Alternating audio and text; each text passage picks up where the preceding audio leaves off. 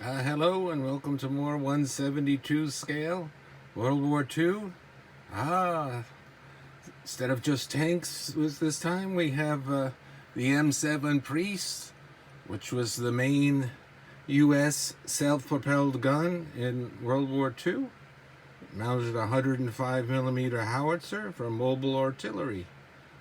We've got 4 different types here, 2 I built and 2 that were pre-built. Let's come over here. On the ones I built, one is an Italy brand, and I forget what the other one is. If you take a look here, you can see there's quite a difference in the scale. One could have been 176 scale, or it could be just that one of the brands very off. Sometimes they are. Let's see, that one has a little bit of an opening.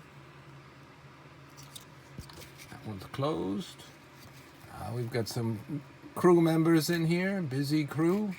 Can't fit all the men that's supposed to be in there. I think these had a crew of 6. We've got a commander. Try to paint these small little fellas. It's got the shells.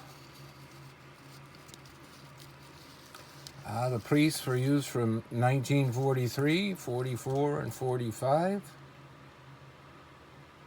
They were not only on the Western Front, they were in the Mediterranean, in Italy, Sicily, and they had some of them in the North African campaign.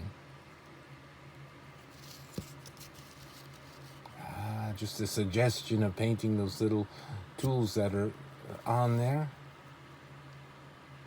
On the back here. Look at this one.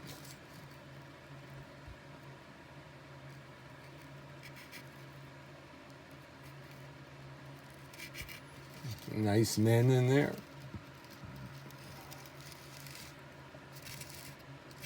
I don't have that stuff that helps melt the decals so they go on better, so it's a little rough, and I always seem to get them a little bit shiny.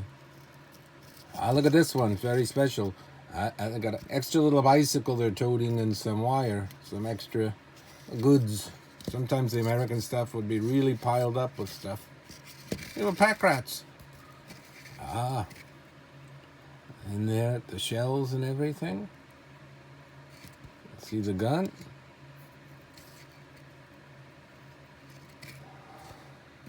Move these back. Come over to this one. This is a pre-made. This might be Altaia, but it was kind of plasticky. Part of it's die-cast, that is, but part of it isn't.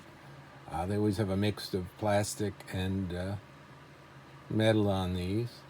Of course, when you buy them pre-built, there's no crew. So if you want to, you have to go and get more men and fit them in there and get them in there. I weathered the wheels a bit there. See the bottom? I added the weathering. Try to muddy it up a little bit. Nice.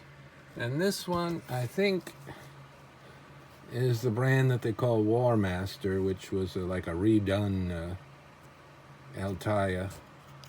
See on there? Crazy Helen. Gun moves a little bit. There's the big 50 caliber. This one has a very nice paint job. Comes already pre-weathered. These are nice if you can afford to get them. They're pre-built, ready to go on your shelf, ready to put on your diorama, ready to put on your war games. This is mainly used, like I said, as self-propelled artillery for long distance, but it could fire at open sight at different targets, and it did have a heat shell, 105 heat shells for anti-tank, so it could protect itself a little bit. Very thin armor, as you see, would be blown up by hit by anything like a Mark IV or even in the desert or Mark III. And then the crew is very vulnerable, especially if folks had a little bit of elevation advantage right down in there. Self-protection, the classic 50 caliber machine gun.